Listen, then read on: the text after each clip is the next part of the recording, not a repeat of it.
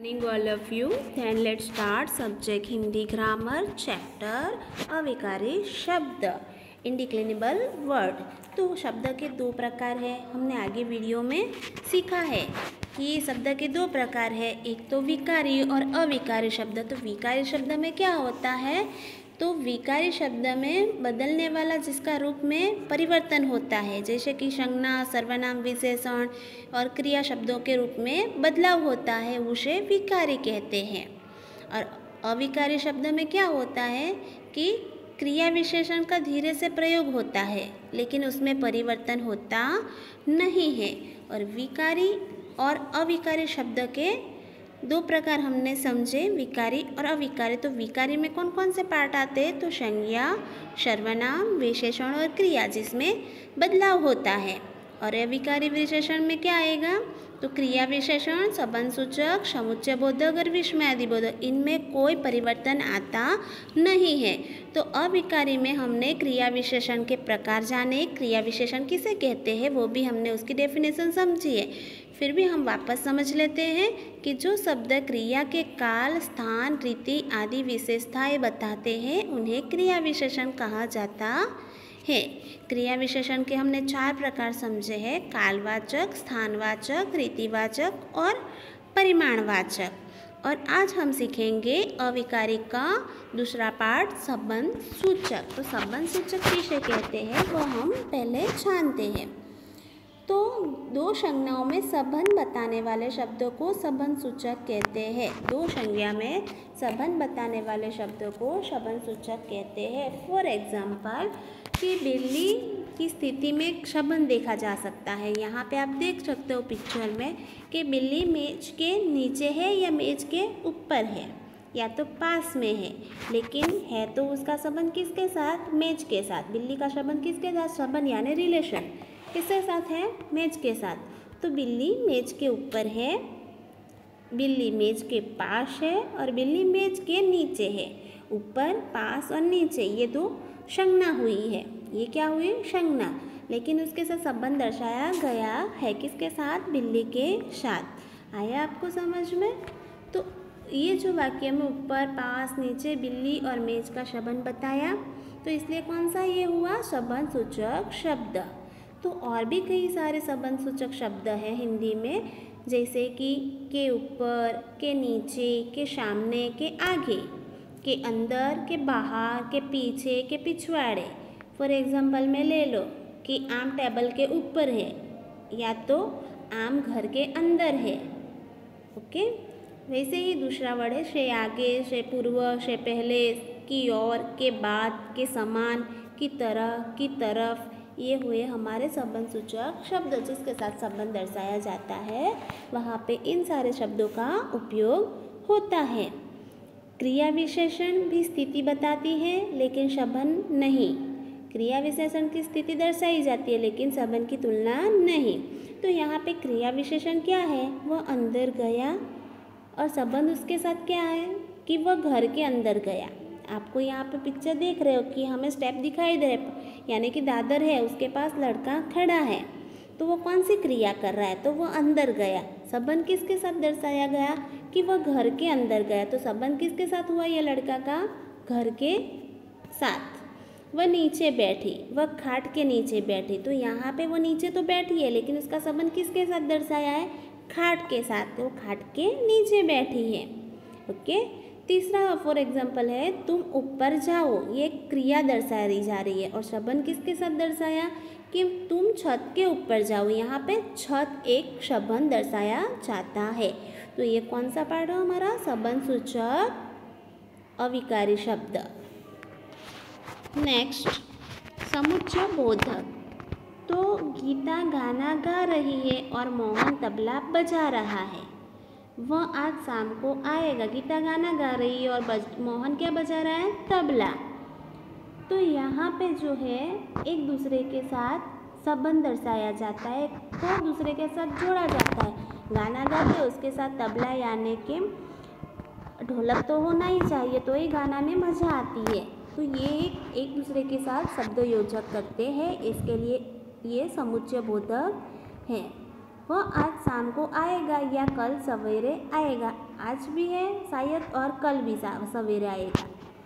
तो मैं घड़ी लेना चाहता हूँ लेकिन मेरे पास पैसे नहीं हैं। तो यहाँ पे और या लेकिन ये जो शब्द है वो योजक है जो दो वाक्यों को जोड़ता है। जैसे कि गीता गाना रही और मोहन क्या कर रहा है, तबला बजा रहा है। तो ये एक सेंटेंस दूसरे को और के साथ जोड़ के उसको वाक्य जोड़ा गया है।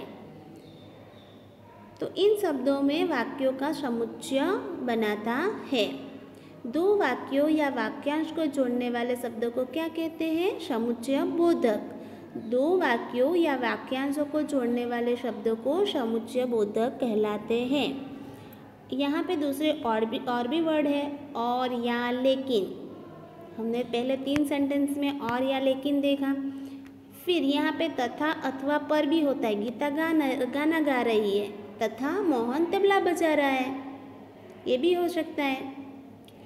एवं, अन्यथा, मगर, व, क्रिया, परंतु ये सब समुच्चय बोधक के वर्ड है।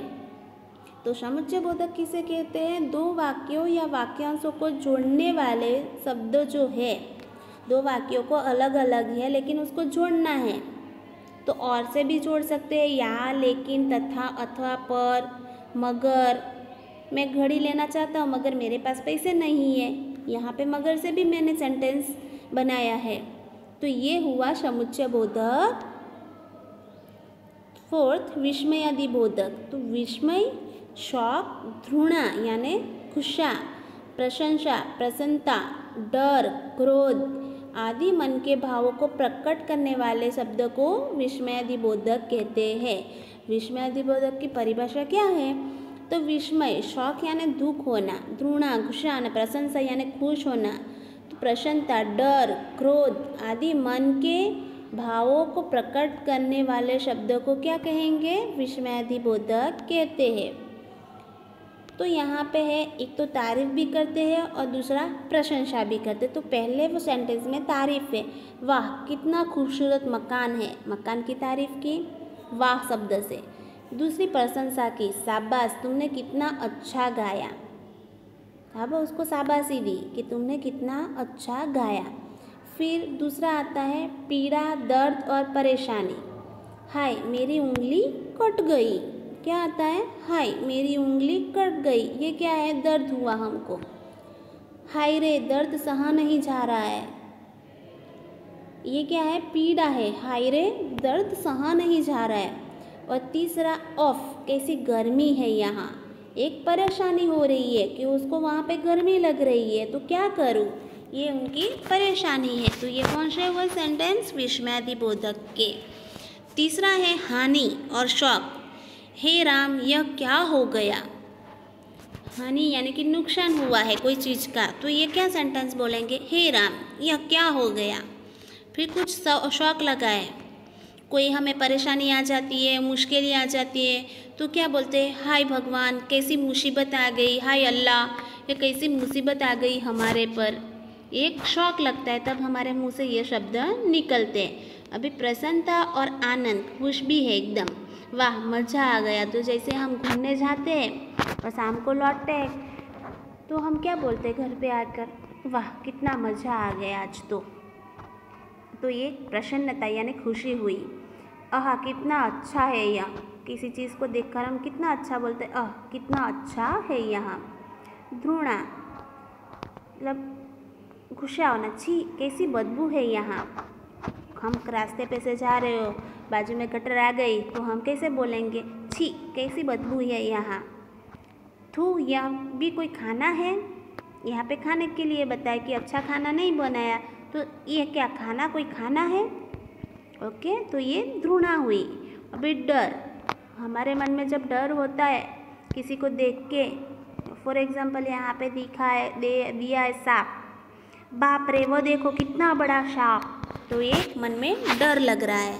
तो ये जो शब्द है तारीफ, प्रशंसा, पीड़ा, दर्द, परेशानी, हानि, शौक, प्रसन्नता, आनंद, घृणा, डर, ये सब विस्मयादि बोधक है। आइए आपके समझ में? ओके नेक्स्ट यहाँ पे हमें शॉर्ट में दिया गया है कि हम किसे क्या कहेंगे।